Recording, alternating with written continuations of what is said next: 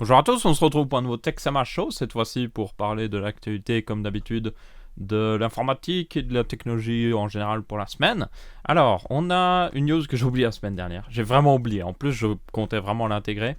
C'est au niveau du Razer Phone, donc Razer, la compagnie qui fabrique des périphériques gaming, au début, s'est lancé ensuite sur les portables gaming, qui maintenant fait aussi, du coup, des téléphones gaming. Alors, soyons honnêtes, leur marketing est un petit peu, il faut bien le comprendre, c'est pas un téléphone gamer, c'est un téléphone pour les gamers, il faut bien le préciser ça. Mais évidemment, un téléphone pour les gamers est spécialisé quand même un petit peu dans les jeux. Donc, voilà le design. Et il faut savoir que déjà, Razer avait acheté une compagnie il y a quelques temps qui fabriquait des téléphones. Je ne sais plus exactement le nom de la compagnie, vous m'excuserez. Mais il faisait un téléphone qui ressemblait énormément à celui qu'ils ont présenté là, ce qui semble logique en fait. Sauf qu'il avait des couleurs un petit peu, il avait du bleu ciel à l'arrière, puis du blanc autour. Donc il faisait un petit peu jouet en plastique ou je sais pas quoi. Maintenant évidemment avec du noir ça fait plus classe, ça fait plus business. On n'a pas, et ça c'est bien au niveau du design, on n'a pas le méga logo vert Razer, c'est un logo gris ici. Donc ça c'est cool. Parce que je trouve qu'un logo vert rétro-éclairé en plus ça aurait fait bof, on va le dire directement. Donc c'est un téléphone, un smartphone même, classique. Il aura votre habituel Snapdragon 835, 8 Go de RAM, là c'est un petit peu plus que d'habitude. Vous avez d'ailleurs, j'aimerais savoir pourquoi. Donc ce téléphone coûtera 700€. Donc j'aimerais savoir, enfin plus ou moins 700€, on verra bien le prix final. J'aimerais savoir pourquoi je peux acheter un téléphone avec 8 Go de RAM pour 700€, mais dans un Ultrabook qui coûte 1400€, on n'a que 8 Go de RAM aussi. J'aimerais juste savoir qui s'est dit que ouais, c'est normal. Alors, double capteur 12 mégapixels à l'arrière, avec un qui... Alors, normalement, si je me souviens bien, il y en a un, je ne sais même plus s'il avait précisé, mais il me semble qu'il y en a un qui a un grand angle, si je me souviens bien. Il y a aussi un capteur de 8 mégapixels à l'avant. Celui-là, je suis intéressé parce que, comme c'est un téléphone pour les gamers, je me dis, pour streamer ou pour enregistrer des vidéos, ce qui semblerait logique, le capteur à l'avant devrait être bon, en toute logique. Donc, on verra bien si ça se confirme.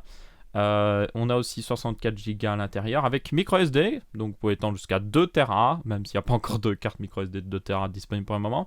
Et puis maintenant on arrive aux fonctionnalités qui le rendent un petit peu plus différent, parce que jusqu'à maintenant, même si c'est un téléphone pour les gamers qui normalement est fait pour jouer, il a un Snapdragon 835. Tous les téléphones à cette gamme de prix ont un Snapdragon 835.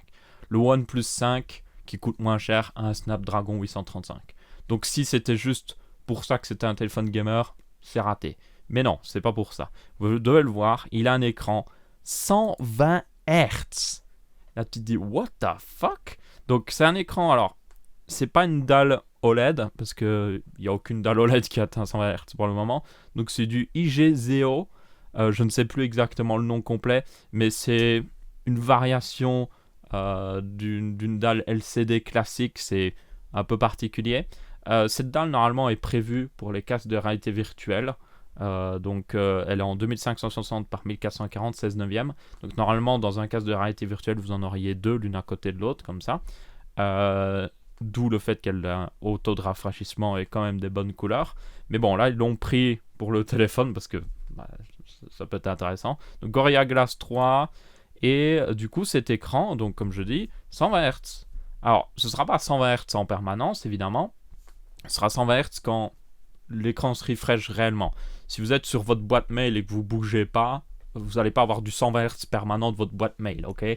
Mais, partout dans le téléphone, dès que vous commencerez à bouger, faire des animations à l'écran, ce sera en 120 Hz. Donc, contrairement à l'iPad Pro, qui lui aussi avait un écran 120 Hz. L'iPad Pro, lui, utilisait ce 120 Hz plutôt dans les applications qui en a besoin, vous voyez. Donc pas partout non plus, mais relativement dans les applications où ça se voit le plus. Là, c'est un petit peu différent, où, dans le sens qu'ils font le 120 Hz à peu près partout, dès qu'il y a du mouvement à l'écran, en gros. Même si, évidemment, les technologies de Android permettent d'économiser de la batterie, donc ça ne fera pas du 120 Hz en permanence quand il ne se passe rien à l'écran. Donc vous vous inquiétez pas à ce niveau-là. Parce que sinon ça pourrait chiquer la batterie assez vite. Bien qu'on a une batterie de 4000 mAh, donc ça devrait aller, je pense. Ça, c'est un bon point, surtout pour un téléphone pour les gamers, je pense. Si vous jouez un petit peu sur votre téléphone, 4000 mAh, ça vous permettra de durer un peu plus longtemps. Par contre, il faudra voir avec l'écran 120 Hz, parce que évidemment, lui, il va pomper aussi pas mal de jeux. J'étais un petit peu... Alors, pas déçu, mais... Je sais pas. Le truc, c'est que l'écran, c'est du 1440p. Et je trouvais que, limite, j'aurais préféré que la résolution soit un petit peu inférieure pour avoir une meilleure batterie. Et au final, que ça aurait rien changé, parce que... moi, je suis pas du genre à voir en détail si l'écran est vraiment d'une méga haute résolution ou autre chose. Et le truc, c'est qu'à cette haute résolution et à 120 Hz, les jeux vont avoir du mal à tourner. Donc faudra voir ce que ça donne. J'ai quelques inquiétudes quand même, parce que je pense que ce 120 Hz va pas mal pomper de batterie, surtout à cette résolution-là, et je suis pas sûr que les jeux vont tous tourner. Mais ça donnera un téléphone très réactif, donc ça c'est plutôt cool. Et puis le reste des spécifications sont assez classiques. Il supporte évidemment pas mal de bandes 4G, tout ça. Et je vous ai dit le prix, hein, donc 700 € plus ou moins. On verra bien le prix définitif en France. Parce qu'il me semble pas qu'ils l'ont déjà mis. Là c'est plutôt en mode, ouais, il arrive bientôt. On a des précommandes apparemment. Et voilà quelques autres images du design. J'aime assez bien ce genre de design, quelque chose d'assez rectangulaire. Parce que je trouve ça beaucoup plus beau. Il a aussi, alors ça c'était plutôt bien, il a 2 speakers frontales. Vous avez dû le voir avant, donc une grille au-dessus, une grille en bas. Donc ça c'est plutôt bien pour avoir du bon son, même si, on va être honnête, en général, à part si vous êtes chez vous, vous utilisez des écouteurs, à part si vous aimez embêter votre monde à mettre de la musique à fond. Hein, on connaît tous ce genre de gens. J'espère que vous n'êtes pas ce genre de gens qui, vous êtes dans un lieu public, vous êtes en fond avec votre musique, en train de passer au milieu de tout le monde en mode fuck les gens, moi je m'en fous, je mets ma musique à fond. Mais bon, il y avait aussi un autre détail, c'est qu'il y a un capteur d'empreinte sur le côté, sur le bouton power. Et ça c'est un assez bon placement, j'aime assez bien le placement sur le côté. Il n'y a que Sony principalement qui le fait. Et du coup c'est plutôt rare, mais j'aime assez bien. Et USB type C évidemment, ça semble logique. Il n'a pas de headphone par contre, si je me souviens bien. Et j'en suis pratiquement sûr ça. Parce que du coup il y avait la blague justement que c'est un petit peu dommage justement pour un tel téléphone de ne pas avoir de headphone. Et évidemment sur la page des accessoires, on vous propose des écouteurs sans fil, hein, qui évidemment vous coûteront la peau des fesses parce qu'ils coûtent beaucoup plus cher que les écouteurs avec fil pour la même qualité sonore. Et c'est ça qui me dérange vraiment avec ces trucs sans fil. Mais bon, bref. Du coup, prochaine news. Xbox One X. Alors, il y a une news disponible sur Ars Technica en anglais qui résume un petit peu la situation au niveau des résolutions, des taux de rafraîchissement pour chaque jeu disponible à la sortie et les jeux qui ont été update pour la sortie de la Xbox One X. Donc on en revient au sujet de la dernière fois. D'ailleurs, une petite précision, c'est que j'avais pas remarqué, mais la première fois que j'avais vu les specs de la Xbox One X, ils n'avaient pas précisé exactement les capacités du GPU. Et depuis, en fait, je ne savais pas, mais en réalité, le GPU de la Xbox One X est légèrement supérieur à une RX 580, que ce soit en fréquence, mais aussi en architecture. Donc, notamment, il me semble qu'elle a 40 CU, donc ça fait partie de l'architecture AMD, ça ne veut pas forcément dire grand-chose, hein, mais la RX 580 en a 36, donc juste... Voilà, ça fait une petite upgrade et aussi la fréquence. Donc là, je tenais à le préciser parce que je trouve que c'est assez important parce que ça veut dire que normalement, elle est plus puissante qu'une RX 580 de PC. Ce qui veut dire que je suis pratiquement sûr que là, maintenant, elle devrait sans problème tenir les 4K 30 FPS, surtout avec l'optimisation console. Toutefois, comme je vous ai déjà dit, j'aimerais bien un mode 1080p 60 FPS. Ça ne demanderait pas beaucoup de travail, hein, soyons honnêtes. Parce que juste changer la résolution. Je suis sur un PC.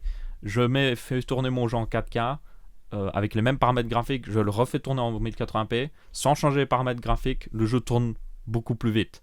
Et forcément, je dépasse les 60 FPS si j'étais coincé à 30 FPS. Donc, il pourrait juste faire ça et ça suffirait juste à booster le FPS à 60. Surtout que on peut le dire directement, c'est qu'il y a des gens qui n'ont pas de TV 4K et qui du coup profiterait énormément de 60 fps parce que toutes les TV à l'heure actuelle 1080p supportent 60 fps parce qu'elles sont 60 Hz. Toutefois, je pense que l'un des problèmes pour lequel ce n'est pas possible, c'est tout simplement parce que il y a certains développeurs qui ne sont pas très intelligents, qui se disent « Ah, je vais lier la physique du jeu au FPS ! Quelle bonne idée !» Genre Need for Speed, par exemple. Ça, c'est aussi une autre news qu'on aura après.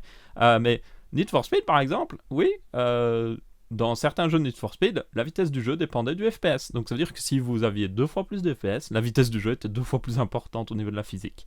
Ce qui est stupide. Stupide.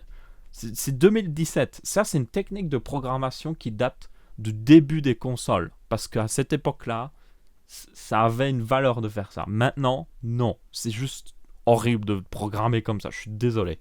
Donc, il y a certains jeux qui supportent bien le 1080p 60 fps. Donc c'est ce que je veux parfaitement. Rise of the Tomb Raider, par exemple, a été update avec du 1080p 60 fps. Et en 4K, il fait du 30 fps. Donc ça, c'est bien. Vous voyez, on a des options. C'est ça qu'on veut. On veut juste... Si j'ai une vieille TV, donne-moi du 60 fps. Si j'ai acheté une nouvelle TV, donne-moi le 4K ou laisse-moi le choix, tout simplement. Peut-être du 1080p 60 fps upscale en 4K. Ça pourrait le faire. Hein. Mais en tout cas, donne-moi le choix. Et c'est un choix qui n'est pas très dur, franchement, à mettre en place. Si les développeurs n'ont pas fait de la merde dès le début de la programmation de leur jeu et ont fait justement des éléments physiques qui dépendent du FPS. C'était aussi le cas sur Skyrim, si vous vous souvenez. Skyrim est limité à 60 FPS, mais si vous dépassez les 60 FPS sur PC par exemple, la physique devient folle. Vraiment, vraiment folle. Donc ouais, je trouve ça vraiment dommage qu'on ait encore des jeux comme ça. Alors, je dis pas que tous les jeux qui sont limités encore à 30 FPS en 1080p sur la Xbox One X font ça, mais à mon avis, c'est certainement l'une des raisons pour laquelle ils ne déverrouillent pas le 60 FPS. Parce que je vois aucune autre raison de le garder rien que pour eux. Ou peut-être, ils ont peut-être peur que les gens s'habituent au 60 FPS aussi. Ça, c'était une discussion très intéressante que j'ai eue avec quelqu'un, c'est que les gamers sur console sont habitués au 30 FPS. Parce que la plupart des jeux tournent à 30 FPS. Du coup, les faire passer à 60 FPS sur certains jeux pourrait les habituer au 60 FPS et... Donc, ils pourraient justement demander de plus en plus de 60 fps.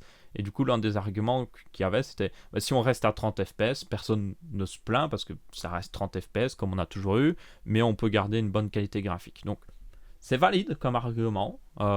Toutefois, le truc, c'est qu'il y a déjà des jeux qui tournent à 60 fps de toute manière maintenant. Il y a même Forza, et je pense que c'est le meilleur exemple d'un jeu sur Xbox One X. Forza tourne à... je sais plus où il était en bas il me semble.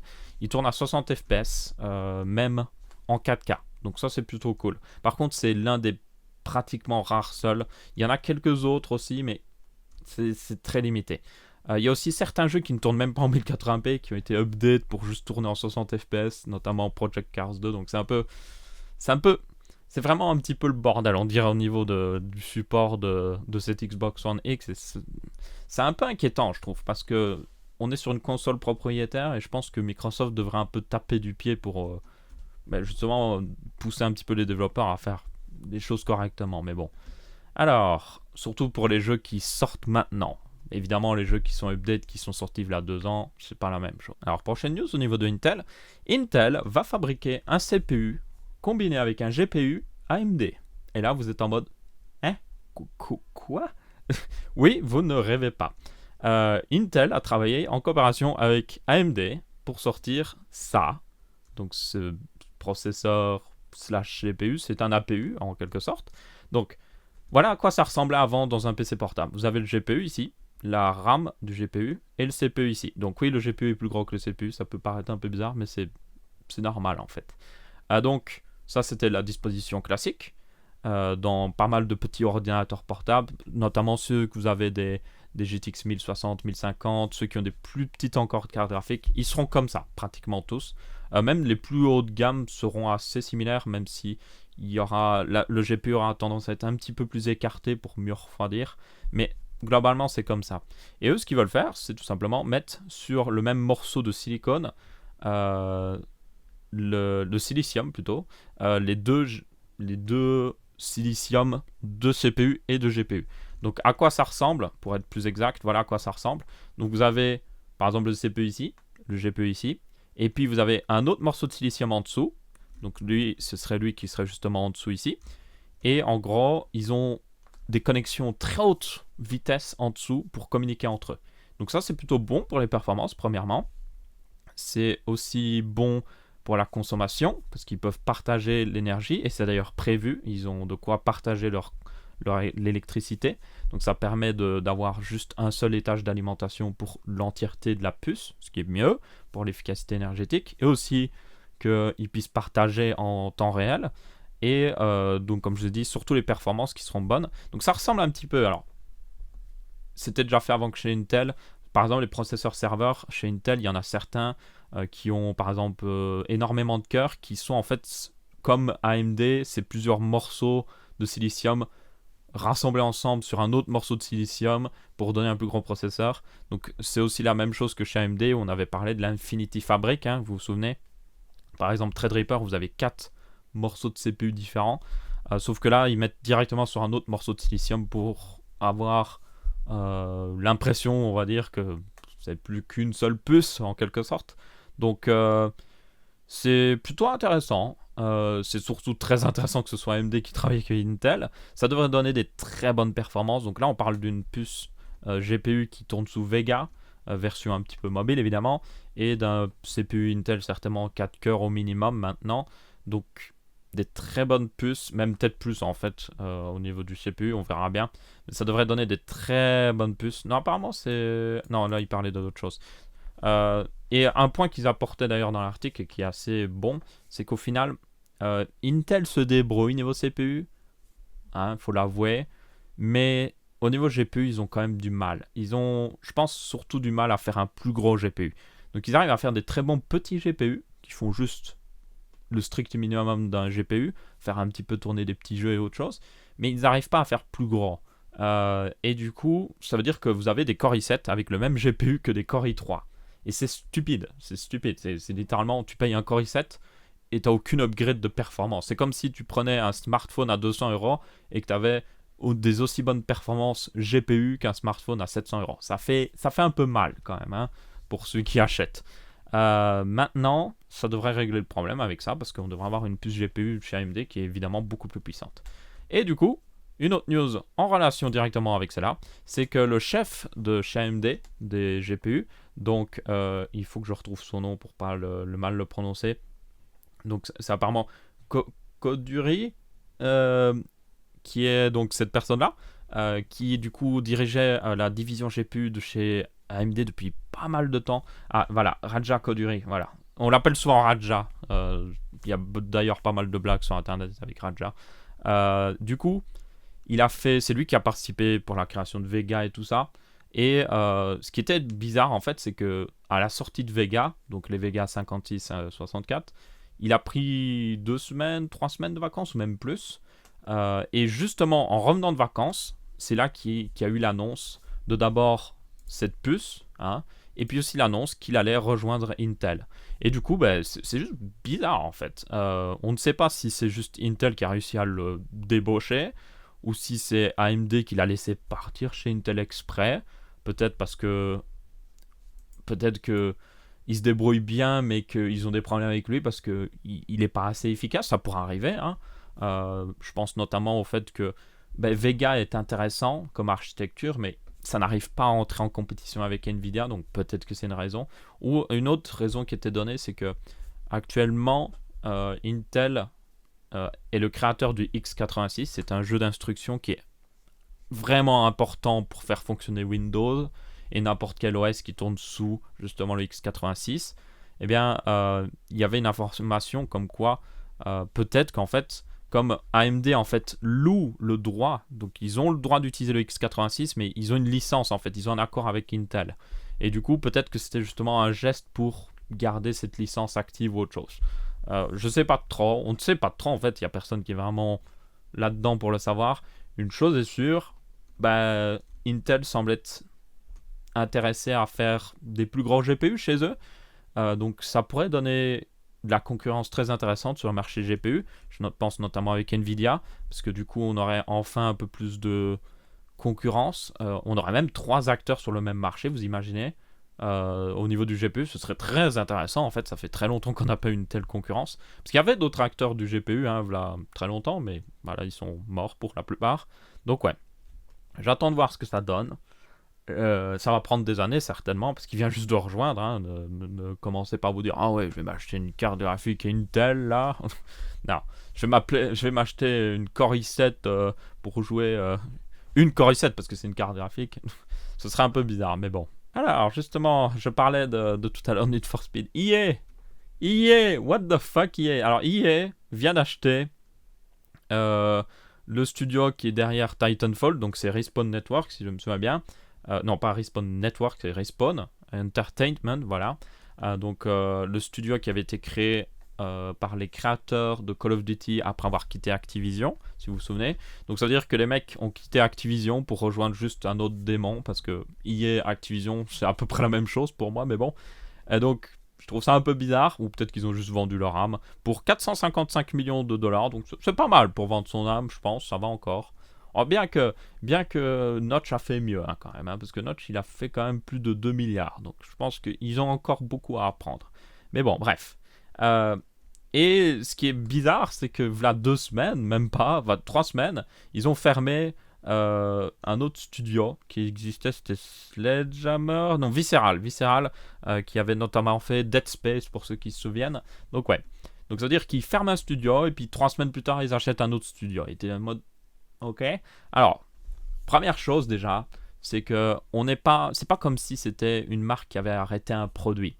Ici, les gens qui travaillaient chez Visceral, les gens qui ont créé Dead Space, les gens qui se débrouillent, ils vont aller dans d'autres studios, ils vont apporter l'expertise dans d'autres studios. Donc au final, je dirais même que c'est une bonne chose, parce qu'ils étaient coincés chez EA, et on se dit que EA n'est pas trop dans l'innovation, on dirait même qu'ils sont pas du tout dans l'innovation, et du coup c'est peut-être une meilleure chose justement que ces gens de talent partent autre part faire des meilleures choses. C'est juste dommage par contre, par exemple pour Titanfall, qui est Titanfall 2, qui est un assez bon jeu au final, qui est un peu passé inaperçu, mais c'est un assez bon jeu. Et du coup, maintenant, je suis désolé, mais je m'attends pas à voir ce que va faire EA avec Respawn Entertainment, parce que, on va être honnête, je vais le dire directement, je suis totalement biaisé là-dessus, je déteste EA. Pourquoi ?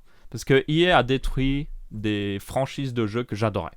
Ils ont détruit SimCity, ils ont détruit Command & Conquer, ils ont détruit Need for Speed. Oui, Need for Speed existe toujours, mais selon moi, c'est comme s'il n'existait plus de toute manière depuis pas mal d'années. Je pense depuis, Most Wanted. Ouais, depuis Most Wanted, je pense que Most Wanted était le dernier bon Need for Speed. Depuis, c'est juste mais.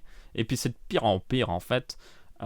Et puis, de temps en temps, ils nous relèvent notre espoir, comme ils le font à chaque fois. Comme ils l'ont fait avec SimCity, ils sont en mode non, mais on va en refaire un bon là, on va refaire comme au bon vieux temps d'Underground 2. On va même rebooter la série, on va l'appeler Need for Speed tout court. Et au final, c'est de la merde. Enfin, c'est pas de la merde, mais il y a mieux. Il y a franchement mieux. C'est ça le problème en fait. C'est que dans un studio AAA qui vous a apporté littéralement les meilleurs jeux de course de toute l'histoire du jeu vidéo, vous attendez un petit peu mieux quand même. Tu vois, un petit peu mieux. Mais bon. Même chose avec SimCity. Hein. SimCity, ils ont fait n'importe quoi avec. Jusqu'au jour où il y a juste les créateurs de City Skyline qui se sont dit hey, on va juste prendre SimCity 4, le faire en 3D, mettre plus de trucs modernes, un bon truc de système de graphique et tout pour voir ce qui se passe dans ta ville. Et voilà. Et c'est littéralement ce qu'ils ont fait. Et c'est littéralement un très bon jeu. Donc, ouais, c'est tout ce qu'avait à faire EA, mais ils se sont amusés à faire n'importe quoi. Alors, je sais pas si c'est les devs ou c'est un pouvoir décisionnaire pour SimCity, mais une chose est sûre pour les derniers jeux par contre qu'ils font, c'est clairement, je pense que le problème en fait de beaucoup de compagnies ces derniers temps dans le milieu des jeux vidéo, c'est que c'est plus des développeurs qui dirigent la société, c'est des marketing. Et les marketing, ils n'ont pas énormément de passion pour le jeu. Ils sont juste en mode, ok, quel est le meilleur produit qu'on peut faire afin de se faire un maximum d'argent. Et donc c'est des fois, ils se débrouillent plutôt bien parce qu'ils savent qu'ils doivent faire un bon produit. Et puis des fois, ils sont juste en mode, alors, quelle meilleure fonction de DLC on peut faire pour bien vous la mettre où je pense. Ce qui était d'ailleurs dommage pour Titanfall 2 parce que Titanfall 2 avait aucun gros DLC. Vraiment, il y avait juste du cosmétique, je me souviens bien. Donc, ça me rend vraiment triste pour Titanfall 2, franchement. Parce que c'est un excellent jeu. J'ai toujours voulu y jouer. La campagne solo a l'air pas mal, un petit peu cliché ou autre chose, mais toujours voulu y jouer. Voilà, maintenant, je sais pas si j'ai envie d'y jouer. Bon, justement, je pense que c'est maintenant qu'il faut aller y jouer avant que ça devienne pire, ouais. Bref, déçu. Vraiment, vraiment déçu et fuck EA. Je pense qu'on peut se mettre d'accord pour dire fuck EA parce que voilà, je déteste EA. Alors, vous savez cette Titan X P minuscule Collector Edition qui avait été un petit peu teasée la semaine dernière, et bien là voilà. En fait, c'est une Star Wars Edition, donc vous avez une version Dark Side en rouge et puis vous avez une version Jedi en vert. Donc elles sont différentes les deux. Vous voyez que celle-là est un peu plus arrondie, celle-là est un peu plus carrée. Donc c'est pas juste une différence de couleur de LED, c'est réellement une LED d'ailleurs, comme vous pouvez voir, qui fait de la lumière. Donc le design est réellement différent d'une version à l'autre. Et du coup, ces versions spéciales sont juste là pour Star Wars au final. C'est les mêmes. C'est les mêmes. Non mais vraiment, c'est la Titan XP, mais avec un autre design. Ce qui est un peu inutile, parce que... Alors le design, ça reste évidemment subjectif. On aime, on n'aime pas. Personnellement, ça va, mais je suis pas un grand fan en fait. Je trouve ça un peu kitsch à certains endroits. Et surtout, le gros problème par contre, c'est que d'un point de vue pur performance ou autre chose, c'est que le refroidissement par défaut de la Titan XP minuscule, bah, il n'est pas suffisant en fait. Il est suffisant pour le strict minimum de la carte graphique, mais si vous voulez exploiter la Titan XP minuscule, au maximum, il vous faut un meilleur refroidissement et notamment, comme beaucoup de gens le font, un waterblock directement dessus. C'est là que vous en tirez le maximum de performance. Du coup, ben, pour moi, c'est juste un piège à Nigo. Vous avez des gens qui sont en mode « Ah, je suis fan de Star Wars. Quelle est la meilleure carte graphique que je peux acheter ?» Ah, la Titan XP minuscule.